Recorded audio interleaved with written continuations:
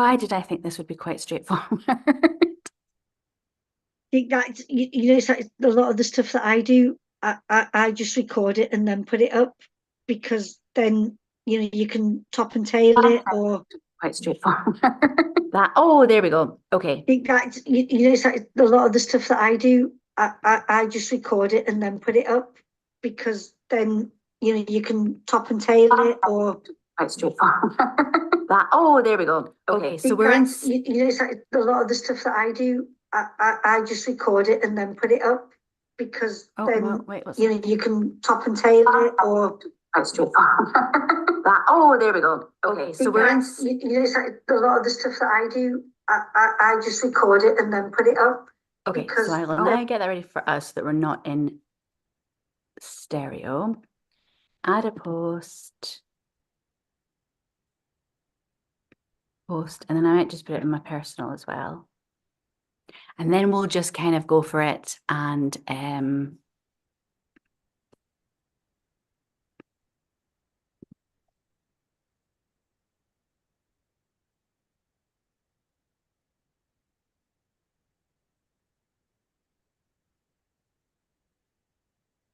right. Okay. I say let's just go for it and then we're recorded regardless and we'll take it from there. that's it. That's it. Just let's do it, which is brilliant. And if you want, I can ask the guy that helps me to do the cutting, and you can, and then you can have that to put wherever you want. Oh, that'd be amazing. Thank you. Yeah, I'll Yeah, have a little play around. I could do some editing, but yeah, if there's someone who actually knows what they're let me doing, know. Yeah, yeah, yeah. amazing. Thank you so Great. much.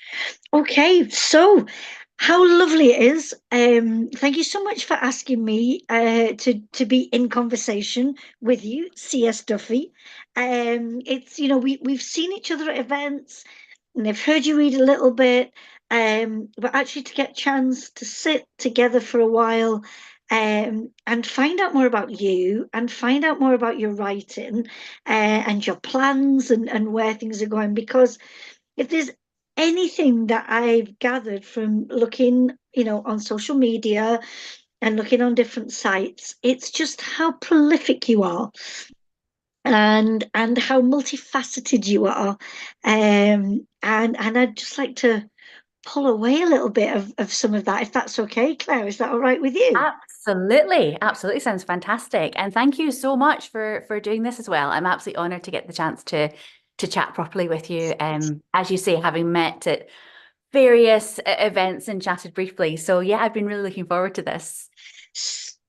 An absolute pleasure. And so, if anybody's not familiar with C.S. Duffy's writing, or we should say a best-selling indie author from Glasgow, Scotland, and important to say from Glasgow, Scotland, because we are going to spend quite a bit of time looking at that concept of that amazing city. I mean, it's a little bit, to me, it's a bit like you're writing, Claire, multifaceted, so much dynamism going on. So I think there's a lot in common between you two. Um, you worked as a screenwriter, Mhm. and then decided, this is not for me anymore. And I love the way you just, that definitive, I'm done. Mhm. Um, and I was talking to Ellie Griffiths last night, who said that her writing started when she went on maternity leave. And I've heard other authors say their writing started when. And it Mhm. looks like for you, this writing started with a quite a dramatic change. It was actually a bad date in Stockholm where it all started. Well, sort of. I had moved to Sweden on a bit of a whim a few years earlier. A wonderful, wonderful place that I'm very happy to still have in my life forever. But yes, I was quite lucky in some ways, even though I had just moved on a total whim. I was working, trying to get into TV in London, working 1,000 different day jobs. And I was a legal PA. I was a temp legal PA, which is just bonkers completely. I actually worked for a hedge funds a little bit as well, and there's times I've thought that crash wasn't my fault, was it? There weren't any times that I was supposed to have like sent a fax and that would have stopped the whole 2007 sort of thing happening. I don't think so. I hope not. But no, I was not the best secretary. But one day I was working for this very terribly, terribly posh law firm in Bond Street, and a very, very posh, very young man. I was about 30, I think, at the time, and he was, a newly qualified lawyer Mhm. wearing pastel colored trousers, and he explained the alphabet to me. He literally stood over my desk and he said, if you put everything that begins with A in this pile and everything that begins with B in that pile, and I just sat there going, Are you telling me how to do the alphabet? And I went and I locked myself in the huge filing cabinet, Lover's. I don't know if they have it anymore with all the paperless world that we Yeah, live in, but yeah. in those days, it was rooms and rooms. They were huge. And I went and I locked myself in, and I was reading The Girl with the Dragon Tattoo at the time. And I booked myself a one-way ticket to Stockholm. And Oh, yeah.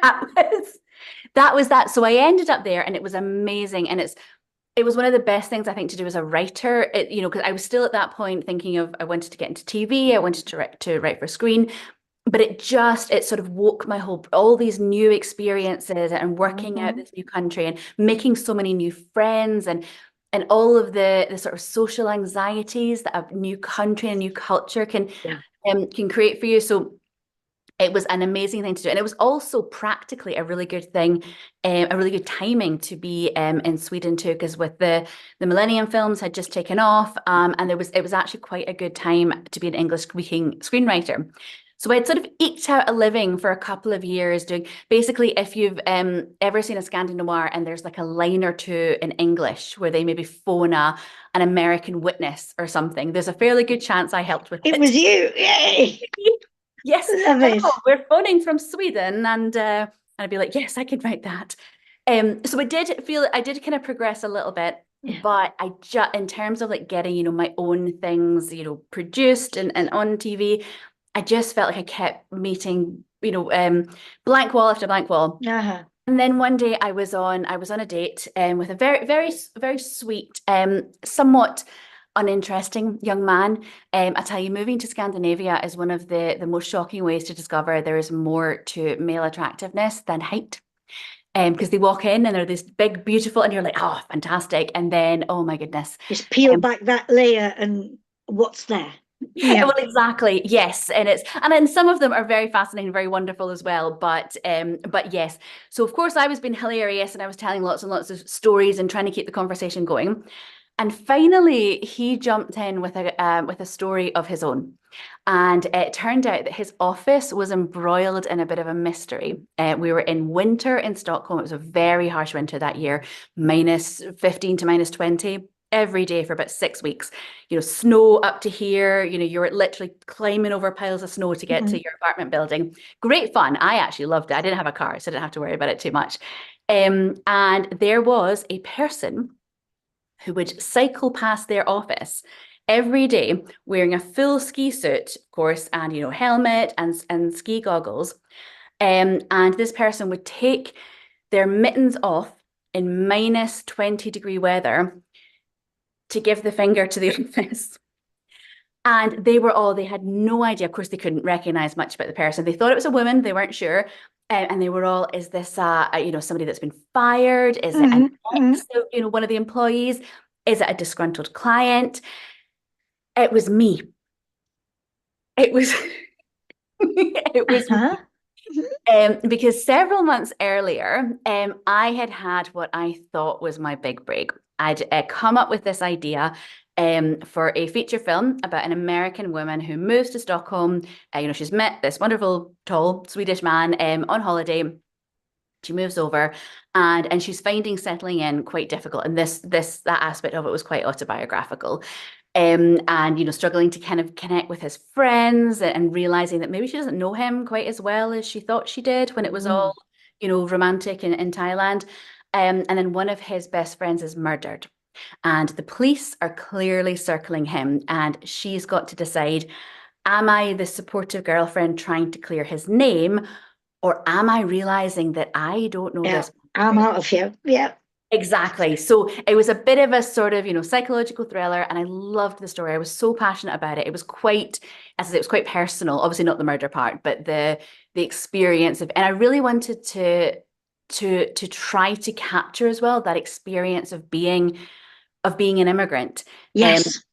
because I think that's a really important thing, particularly in today's world. There's so many times, sorry, it's a little bit of a tangent, but I read, people talking about immigrants and why don't they all learn English instantly? Mm. And I think because you don't understand how exhausting a brand new country is. Yeah. Because Yeah. it took me years to learn Swedish, and I was able to converse in my native language in the meantime, and I could learn Swedish from my native language as well. And so I had such advantages, but still I had every intention, you know what it's like. You go out and you have meetings, and I had day jobs and things. And I would come home and be like, right, I'm going to watch Swedish television. I'm going to study and learn 10 new words of vocabulary.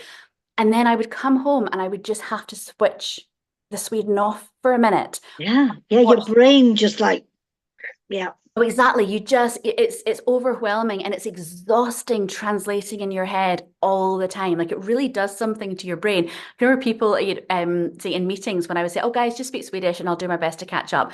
They would describe later that I was sitting going like this throughout the whole thing because it takes something. Anyway, sorry, that was a little bit of a tangent, but I really wanted to try to capture that and that sense of place. And so this production company, one of the biggest production companies in Scandinavia, if you've seen any Scandi Noir, there's a good chance they made it. It's not something to do with a little bird, is it?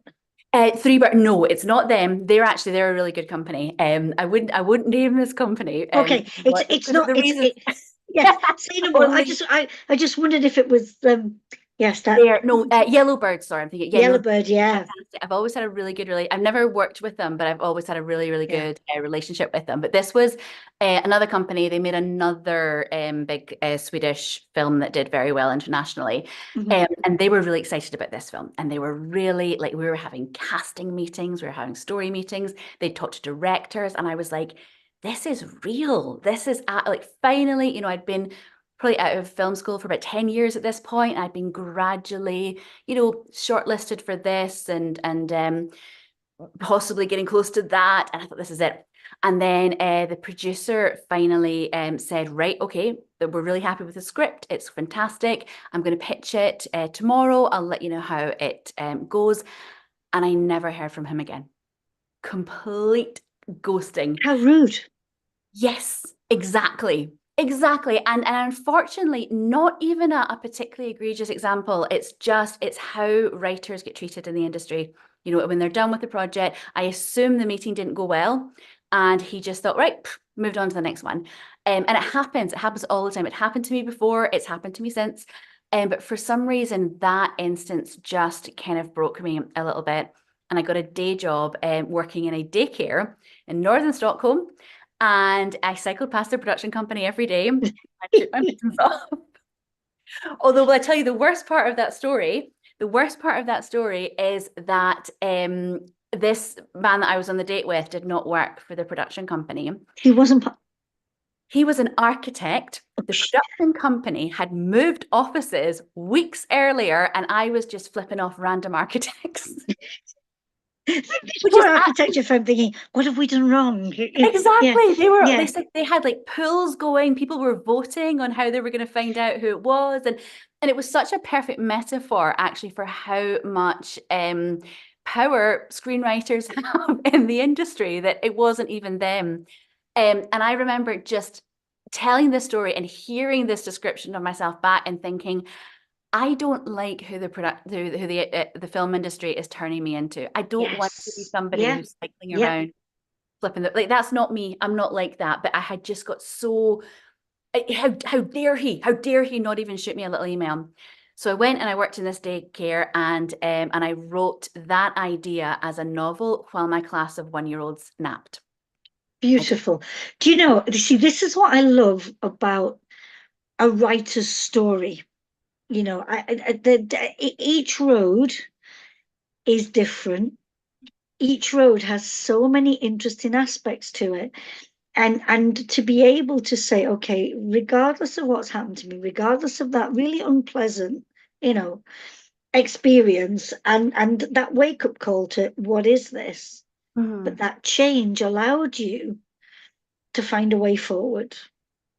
Exactly. Because the funny thing is, I mean, I have been a reader, my entire life. And of course, Mhm. being a novelist was it was sort of the secret dream that I never really said out loud. For some reason, it's not easier to write scripts at all. It's a different discipline. Yeah. But for some reason, I guess because I trained to do that and because I'd worked in theatre before, I had a sort of familiarity with scripts. And I remember a few years earlier going, I mean, I could try and write a novel. And I was intimidated. I was like, it's too many words. It's too serious. You have to be, novelists are clever and intimidating. And I chickened out. I literally chickened out.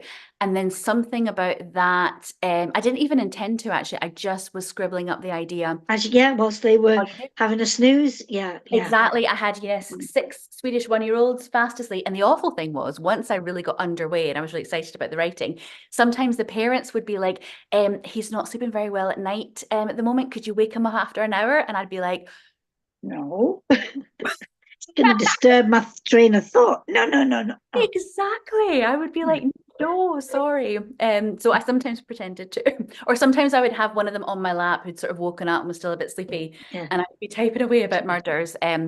They're all, what are they, 12, 13 now, and none of them, as far as I know, were disturbed by Disturbed by that experience. sleeping Yeah. in a mystery mystery. So yes, it all worked out. But it does go to show you that, yeah, sometimes something just snaps in you and you're like, Mhm. the only thing I can do now is just to start typing Yeah. Yeah. and start just tell a story in a way without And thinking. and how cathartic in a way as well. And it would seem, because I know before we went live and think you and I were adding up, and in that time, 16 books, Mhm. and some books in Sweden as well. So, it obviously opened the floodgates for you to be able to express ideas and thoughts, and as I said, I think if people come to your writing, and I hope that they do, I think people I think it's very difficult to say that C.S. Duffy is a writer. Mhm. And I wonder, are you writing fiction for the 21st century when the walls of genre have been, they're being broken down, and fusion, and the interdisciplinary notions of genre. That's what I see in what you do. Oh, wow. I mean, I Eh, love that idea. Because I think particularly once I realized that self-publishing was for me, just the sheer freedom to be able to write yes. anything that I wanted, um, was so exciting. And I think that, and some of my early novels, if I'm not, they were old screenplays. So I already kind of had the story and I'd worked Okay. with characters. And that's one of the reasons that it just felt, I think, because I think one of the things that is so frustrating about being like a failing screenwriter essentially is a bit like being an architect, who pours their heart and soul into these beautiful designs for buildings and then they never get built. And who goes and looks at designs? And it's the same with screenplays. Nobody reads a screenplay. And so it was just this sense of falling in love with characters and ideas and scenes and themes. And then they would just never exist. Yeah. And so I think as soon as I knew, and in fact, if I'm totally honest, for the first few years, I didn't think in terms of selling or being a sort of professional author. It's where it was just this yeah, quite cathartic release to go, I can tell my stories and people could read them. Even if they don't read them, I'm kind of okay with that. It's a thing that, I can physically hold in my hand and go, look at these words, I did them. So yeah, that was a really, really exciting. And then when I started taking it a little bit more seriously and started thinking this could really, because a couple of the books had done quite well, and I was like, oh, right, I felt like I was sort of running to catch up.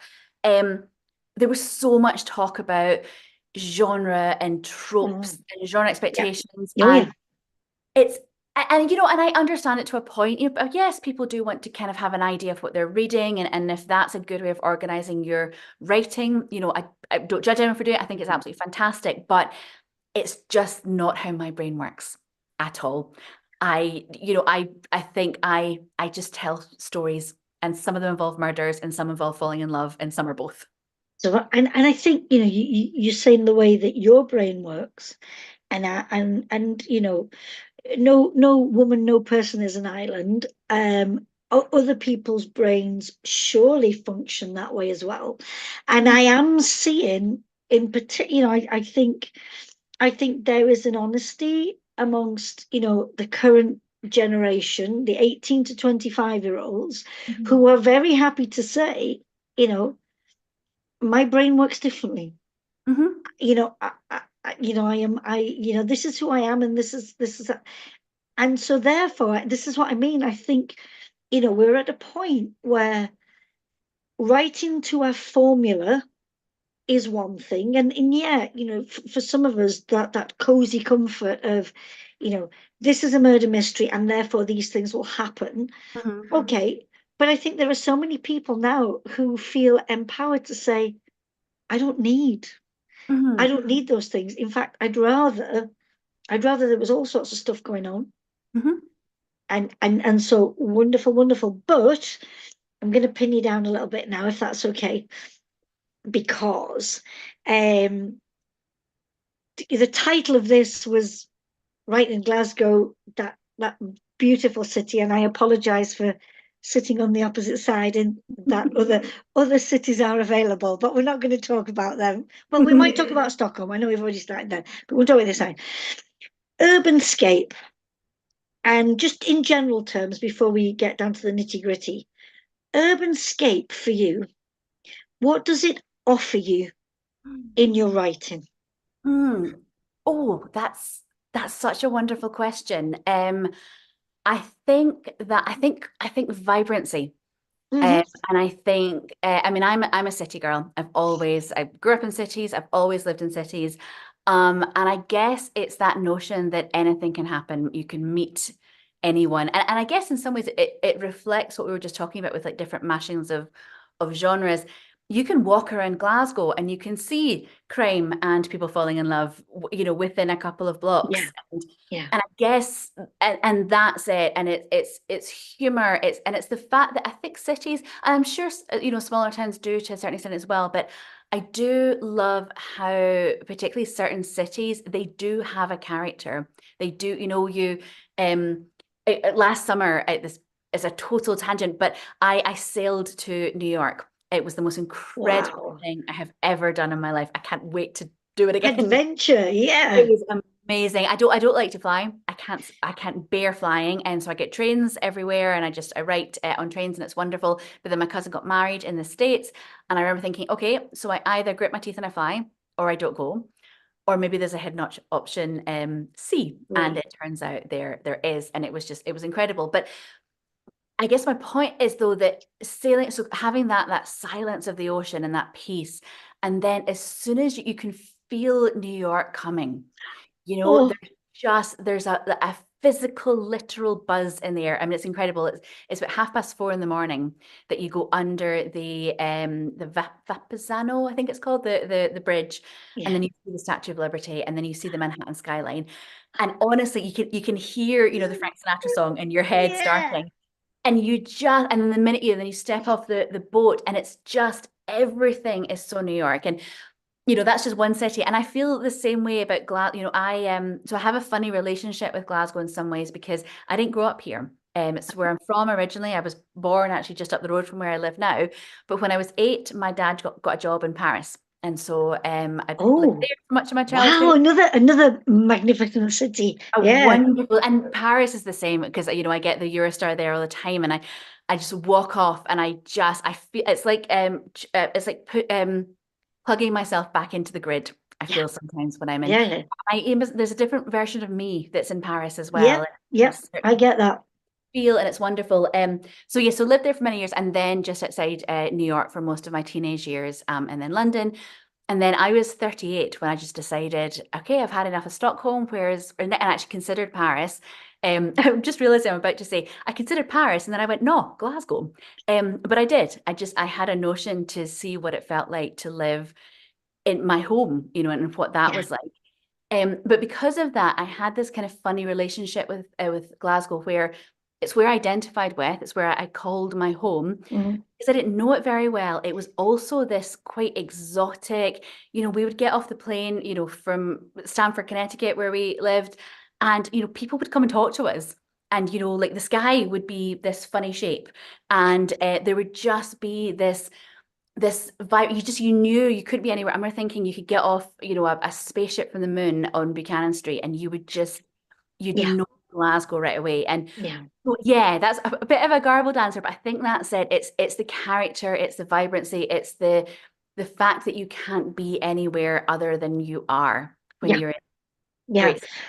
Okay, ask you a couple of questions around that. I will come back to what I planned about Glasgow, but it just makes me want to do this. So, is Glasgow, and I don't really like doing binaries, but just for the sake of this. So, is Glasgow for you, is it male or female? Oh, that's such a good question. And it's really difficult to answer in the binary because I do think that it encapsulates both. I think that it encapsulates the greatest of male and female. And I think that a lot of people who don't know Glasgow very well Mhm. tend to think of it as very masculine. It's a man, Yes. the shipyards and it's violence and it's all that kind of thing. But I think what they perhaps don't know, or they would if they read my books, is that actually the women of Glasgow are really, if you ask a Glasgow hard man who he's afraid of, he will say his granny. Yeah, yeah, Guaranteed. yeah. And I think as well, like, it's a city that thrives on chat and gossip and stories and communication, all of which, tend to be quite feminine qualities, even though, men embody it as well. During the pandemic, I started volunteering at my local hospital, which I just absolutely adore. I go into Fabulous. and the idea is that we just try and kind of break up the wait a little bit and we just chat to people. Yeah, And it has been the most, I mean, if I didn't love Glasgow before, the greatest humans on earth are to be found in A&E, both the staff and the patients. yeah. The stories I have been told. And you just go and catch somebody's eye. And, how are you doing? Yeah, I had a long day. And they're like, oh, hen. And they're And they're off away. Yeah, away. yeah. I've heard stories about a team from Castle Milk, which when that sentence starts, you kind of have maybe an assumption. Yeah.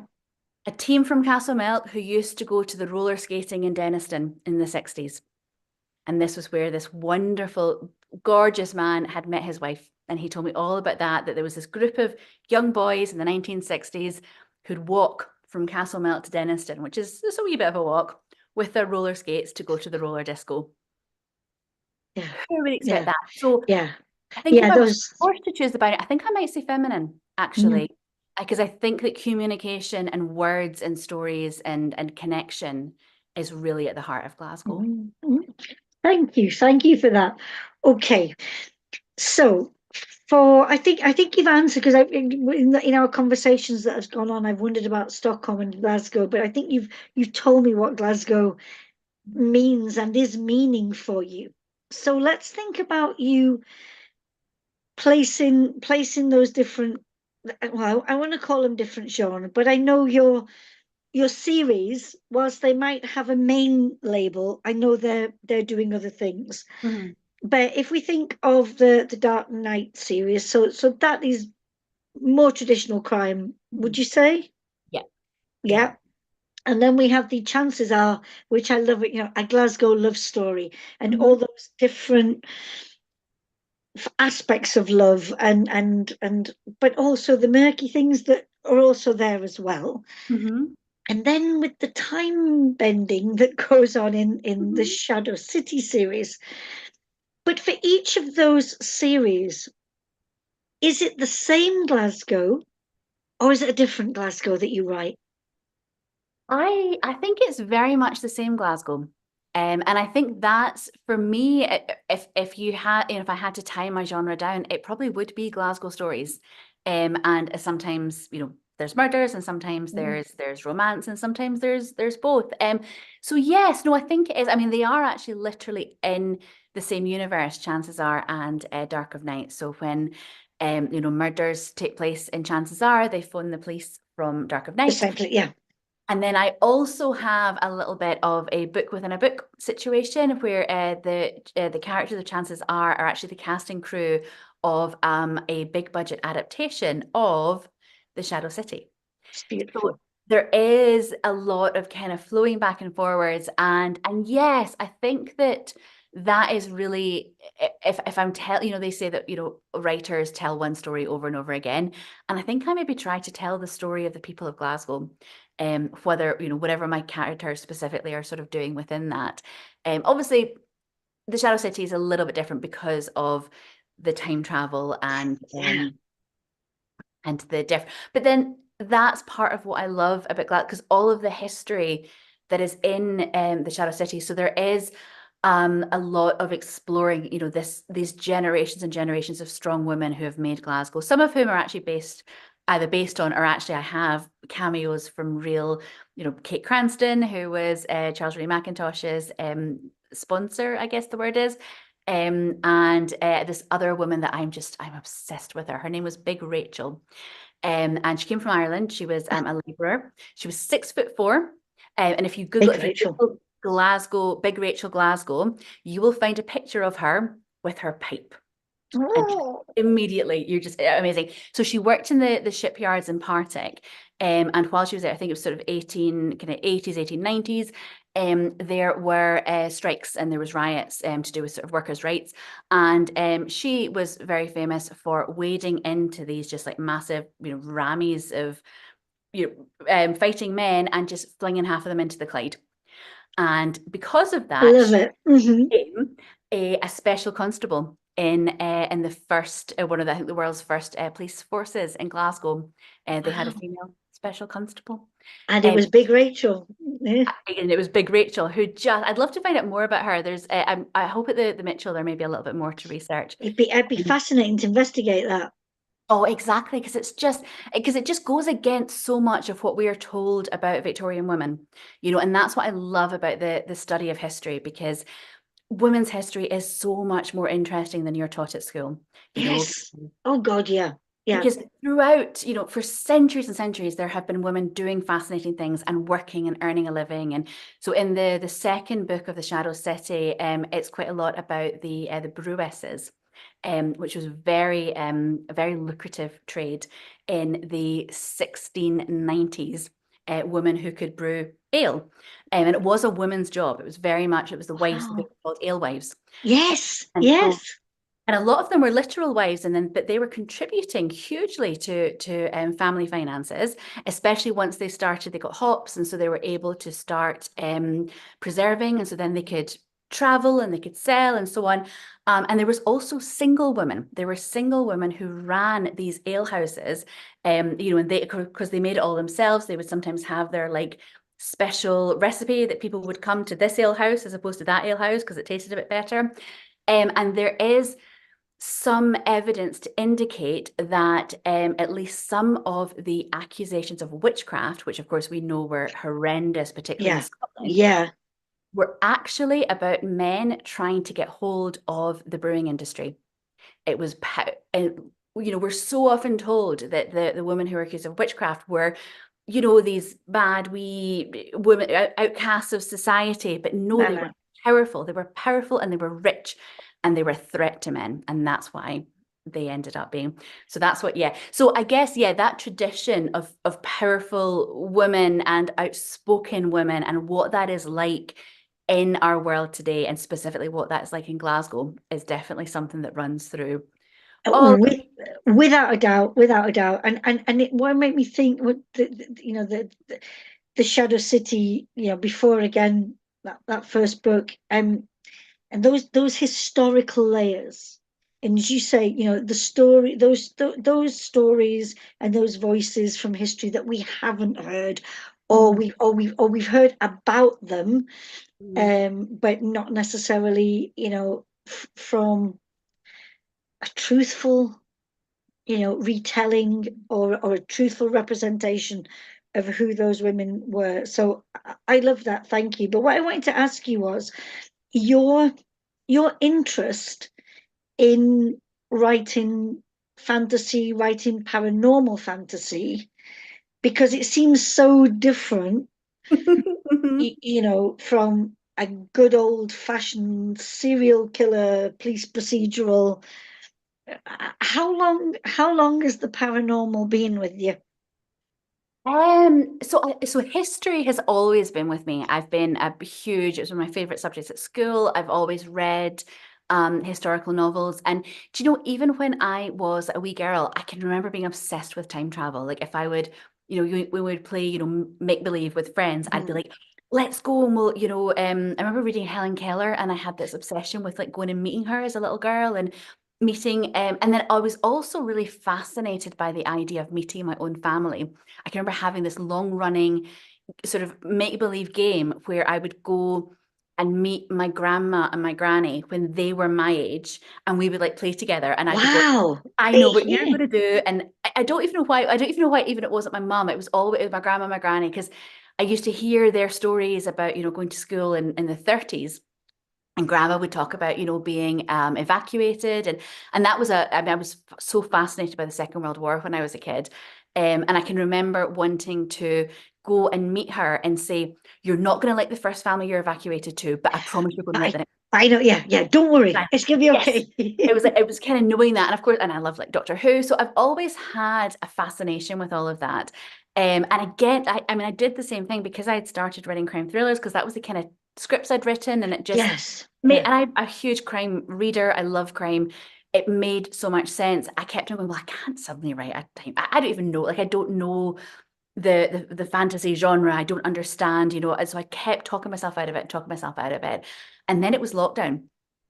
And in the beginning of lockdown, I had to finish the third Stockholm Murders book, because again, as a self-publisher, I do all of my books in English for the UK market, but then I've pieced out some of the rights to different markets, which is a whole fascinating thing that I came across. So my French publisher needed the third book, and so I had to finish it.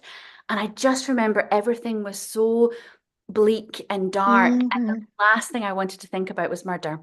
And actually people had read that and they've been like, wow, you were in a dark place then. I'm like, yeah, I know it's quite a Hmm. dark book because of what was going on. And so when I finished that, and the natural thing would have been to write the next Dark of Night, I was just like, I Can't go there. can't Yeah. do it. I can't think about it. And with it being lockdown, of course, I was going these massive, massive, 2-hour walks every day, just have something to do. And I would walk all over the city. And as I said, I've always been a bit of a geek about Glasgow, and the history. I've read loads of memoirs from throughout the 20th century, and Vikings in Glasgow had always fascinated me, particularly actually having lived in Sweden, because as I learned Swedish, I remember being fascinated with the how many words clearly related Yeah. to like Ouija things. That like I used to think my granny had made up the idea of doing a flit because I'd never heard No, that. flytta. Yeah. Yeah. Yeah, exactly. And Yeah. and grutta, it'd be like to greet. Grutta, sorry, means cry for anyone else who doesn't speak Swedish. Yeah. And barn and kyrka, like there's so many words, dukka. And I just kept on thinking, well, so that must have been the Viking. They must have been in Glasgow. And that's not something I had ever really learned at school. And so I started Googling and came across the Govan Parish Church. And so then I would walk there in lockdown and just wander about the graveyard, which sounds weirder now I say it out loud. I understand. It's Yeah. yeah. Yeah. It's an understandable weird. So yeah, so I just got more and more fascinated, and I started thinking, I would start imagining, walking around a corner and seeing, American GIs running from the Blitz, or I remember walking past the Barrowlands Ballroom and just Yeah. could almost see in my mind's eye the 60s. And that's kind of where the concept of the Shadow City came from. This woman, Kirsty, who's able to do that. She can actually gaze into history, and she always thought that she was just making things up, or she was maybe seeing ghosts, or but then when she steps into history to save a Viking from being sacrificed the night before a battle to invade Govan, she discovers actually she is seeing into history and can Yeah. connect history. Yeah. Yeah. And this is the thing, you know, I think again, out of lockdown, out of a terrible time, you Mhm. know, out come these stories that are just so fascinating and Mhm. literally transport us, Absolutely. to Because another time. exactly, because it's something that I never would have gone, right. So my next book is going to be fantasy. It's going to be time travel. it just sort of came and it built and then I was like, well, I'm going to write it and probably no one will read it because we're in the middle of lockdown. I can't do a launch, I can't do anything. And so I just kind of wrote it really for myself, and then I was like, well, I love this so much, I have to publish it, and here we are. And here we are. And I wonder, would you do us the honors? Because I am aware of time, but Mhm. I wonder, could you give us a wee taste from? Absolutely, absolutely. So I was thinking a lot about the excerpt that I wanted to choose, and then I thought, there's one, and it's fairly short, when Kirsty is, it's basically the point where she's starting to accept her own magic. Because it is a little bit, that's kind of her story in the first book. She kind of knows as odd things have happened to her throughout her life, but the first book a lot is about her learning who she is and what her sort of her fate and her destiny, and wanting to run away from it, and then kind of stepping into the power, which again I think is something that most women, it's tends not to be literal magic perhaps, but it's But stepping into one's power, exactly, definitely. and Yeah, taking definitely. one's space at Yes, yeah. a lot of it is that now all of these other characters who have, because essentially when she saves Frey from this fire, she sort of breaks a seal in time, and that brings through her own great grandfather, who's an American GI, and an ancient serial killer who's now her problem. So there's sort of this kind of like ragtag group who all look to her to be their leader because she's the head of them, and she's like, whoa, no, I don't do that kind of thing. So we're about three-quarters of the way through, Okay. and this is where she's just starting to kind of accept who she is. I'm going to grab my reading glasses because I've recently discovered I am reading glasses years old, and hopefully I've got enough light.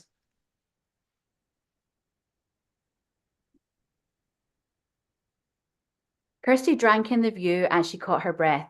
Her brain whirled like a possessed waltzer. Half thought snatches of feeling, fragments of horror zipped and sizzled and seared across her mind. The white light and the crack of Owen's spine snapping it back into place rattled around until Kirsty was dizzy. What was he? What was she? The city spread out before her, lights twinkling in the blackness. The campsies were barely an outline against the deep purple clouds. Her city. A city that had ricocheted from poverty to riches and back again, that was famous for being one of the friendliest and one of the most dangerous places in the world. A cultural capital of Europe that had an outbreak of bubonic plague in the 20th century. A city riddled with vibrating time holes and lepers who play Simon Says with little girls and manic serial killers who can't be killed. Ooh, thank you. Thank you so much. And in that reading that you gave us, there it was, that encapsulating of Glasgow, Mhm. the multifaceted layers and moments of that city. Now, because of where you place these stories, you're writing, and I wanted to ask about the use of, I don't want to call it slang, it's the way people speak. Mhm. And again, and so I don't want to talk about this in a disparaging way at all. Mhm. But I wonder, as an author, who, I mean, the idea that books ripple out and reach audiences when you're writing dialogue and interaction, and do you curb the Glasgow speak? I mean, are you worried that people outside, out with Scotland, Mhm. are going to say, I really don't get what these people are talking about. Mhm. That's something that I gave so much thought to when I first Hmm. did. And when I wrote Dark of Night, I did curb it a little bit. I did try to find a balance between it, because I think that, the Ouija language or the Scots language, and then the specific kind of Ouija dialect within that, it's so part of the character of who we are. Even just the rhythms of speech, how quickly people talk, and Uh-huh. the different it's almost a performance in and of itself, I think. And again, as like a wee girl coming to visit and then just listening to people, and living in the States at the time, being like, I don't know what he's saying, but I love Yeah. just the rhythms, it's so Mm. beautiful.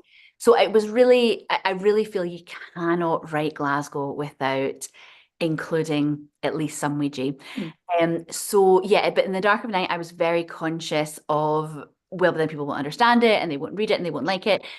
So I struggled. I did try to find a balance between the two. And then when I wrote The Shadow City, Mm. I had a little bit of a sort of rebellious streak. And I was like, no, I am going full out.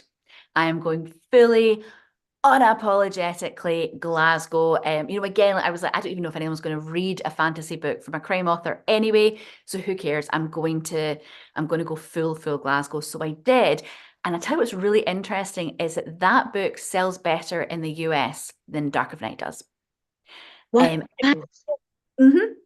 And there's actually, I hear from people once in a while going, I have been looking, up the Urban Dictionary for hours and I cannot figure out what this one word means. And I'm like, oh, that's you know, and actually I'm hoping to start a podcast later this summer Wonderful.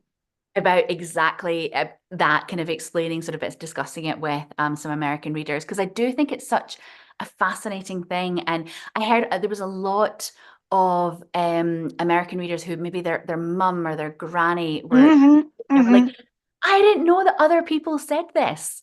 It's because they think it feels so unique. And so yeah, so then with Chances Are, I didn't even think twice about it. There are some characters that are more Glasgow than others, because again, not every single person in Glasgow talks to that extent of Yes. there's Yeah. certain phrases we all say, and then there's and I've gone a little bit geeky about it, and I've really tried to think about the differences between somebody from Govan versus somebody from Springburn versus Hindland versus because it is different. There's 20 accents within Glasgow. Exactly. And isn't that the amazing thing that people, you can talk about a Glasgow accent, but wait a Yep. minute, Which one? which one? And that again, back to that diversity is what I find that thrilling.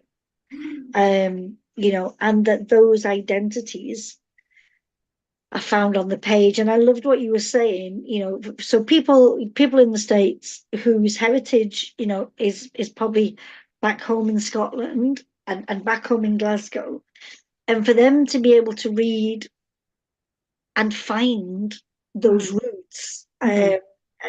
and especially writing I'm thinking, those books that take us back in time. That's Mm-hmm. that's brilliant. That's brilliant. But okay, because again, I'm watching the clock, and I wish we could be here. We've got so much to talk about. Maybe we could have a part two, Claire. Oh, That yeah. might be allowed. Yeah, but chances are, and that's Mm-hmm. of course that's your series, not me saying anything.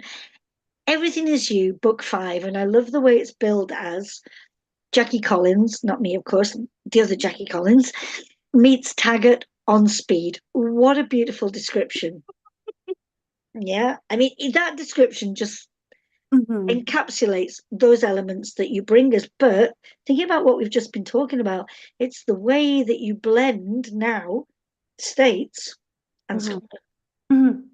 pulling those two spaces together and then setting it, you know, Misty Shearer, the movie star, Mm-hmm. Hollywood star, so cinema, a world that you've been very familiar with. Mm-hmm. Um, Tell us a little bit more about Misty, and was Misty lurking before she found a way onto the pages of Everything Is You, or were you writing this book and did Misty pop up?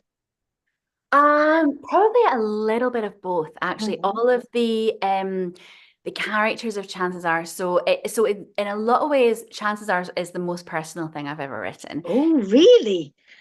Yes, it's. I Wow. was afraid to say that because there are some spicy scenes, and I'm like, don't anyone think I have done all of those things. A lot of that is invented as well. But with it being about the film industry, where of course I spent many years of my life and still dip in once in a while as well. I've got many friends who are actors, and I also have a huge geek topic of old Hollywood. I've been obsessed with, my love of history and again with growing up in the States and so on. So yeah, I could talk about old Hollywood all night, and particularly the fact that it was a better place for female filmmakers before 1925 than it is Yes. today. Yeah. And I've actually had a story that I've been building for years set in that period. And I loved the idea of, so I guess at the same time, I was then thinking about the idea of doing a Glasgow love story. Because if you were to Google Scottish romance, and there's a lot of it, you will see kilts, castles, stags and highlands and lairds, and all of which is fantastic. Nothing wrong with any of that. But you don't see much of Glasgow, funnily enough. No. Exactly. And so that kind of Glasgow love story tagline, it's a little bit of a dual meaning because it's a love story to Glasgow, of course, because that's what I write with everything. But then yeah, it's also a love story about Glasgow. And I loved this because Glasgow it's a set now these days. There's so many huge American Yes. things Yeah.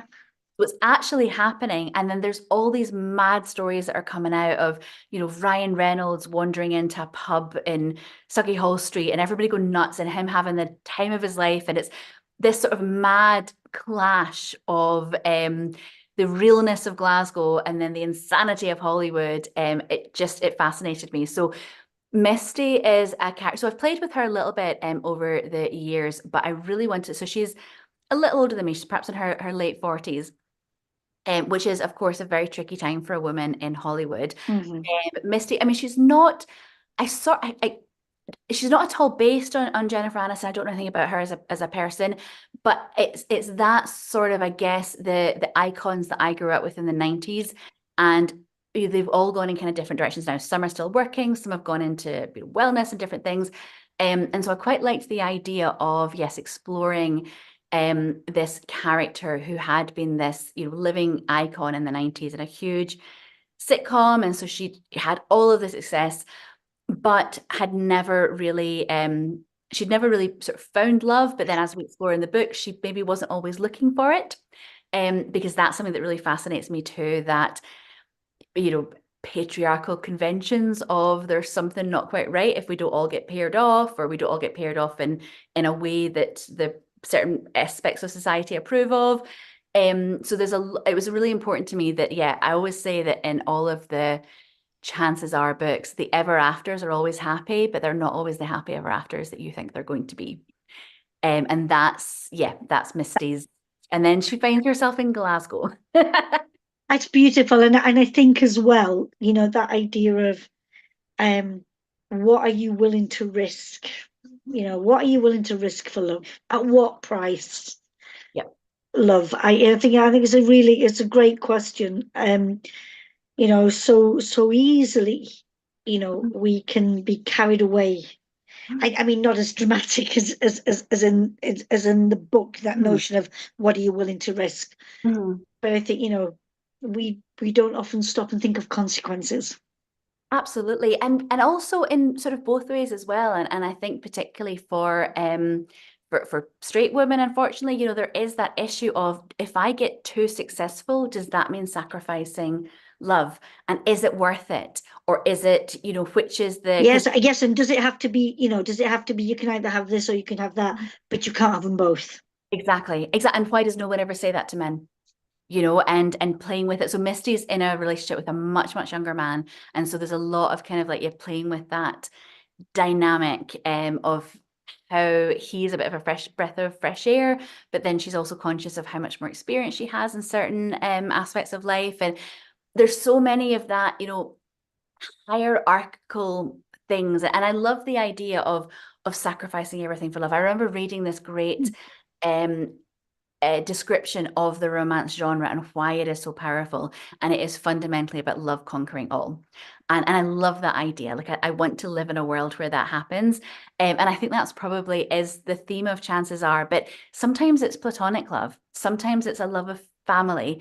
It doesn't have to always be Not pure as romantic, yeah. romantic love. Yeah, yeah. Or even if it's romantic, it could be sexual and friends, or it could be, people discovering other, aspects of their sexuality that they maybe hadn't realized before. And so there's a lot, and that, sometimes it's a love of self. There's one book in the series where the female main character ends up single because she realizes that the relationship that she was exploring in the book, actually, the most loving thing she can do to herself is to walk away. Yeah, yeah.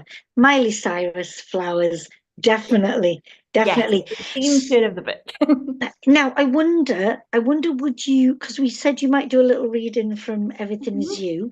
So would it be all right with you, Claire, if we closed with the reading? mhm. I think it'd be a lovely place for us to just be, with your words, with us. Absolutely. Thank Well, you. do you know what? I've actually picked it from When I Called You Last Night, which is the Oh, fab. first When I called you interview. last night from Glasgow, Yes, all I do is eat and sleep exactly. and sing. Yes, excellent. Exactly, Yeah, exactly. Partly because it touches a little bit, because as I mentioned earlier, these books are actually about an adaptation of The Shadow City. And it touches a little bit on the fact that it would be very difficult to actually make an adaptation of The Shadow City. So I thought that would be a kind of beautiful. Thank you. fun place to end with a bit of a love of Glasgow. Let me try to find my yes. Go. Maeve was raging. She was supposed to be the one to adapt The Shadow City. The plan had been for her to become a major in-demand director who could dictate her next project, and at that point, she would announce an adaptation of a massive time travel thriller set and shot in Glasgow city centre. It was a stratospherically long shot on several fronts. One, nobody did big budget Scottish productions. Occasionally, big budget productions were set in Scotland, with wee Glasgow all dolled up to play New York. Or even more seldom, big budget productions were set in Scotland, but invariably that weirdo, permanently historical cartoon Scotland that existed primarily in the imaginations of Americans. The Shadow City, however, was Glasgow through and through. It was gritty and bonkers. Maeve had nothing against Highland heedly diddly tartan shortbread culture. It was all perfectly fine if you were particularly fond of wellies. It just had nothing to do with where she came from. She had no patience for Glasgow folk who got misty-eyed over bagpipes and Braveheart. Maeve got misty-eyed over the Welly Boot song and Burniston. Claire, thank you so much for our time together. Thank Thank you. you for revealing so much about yourself, about your books, about your writing. And seriously, I mean it. It would be lovely, I don't know, maybe in 6 months' time, if we Mhm. come back and do a part two. See, because I've still got questions to ask you, but see what, where you're at with writing and books. Would that be possible? I would absolutely love that. That would be fantastic. So, yes, please. Brilliant. So just for now, I just wish you all the very best, and speak soon, yeah? Thank you so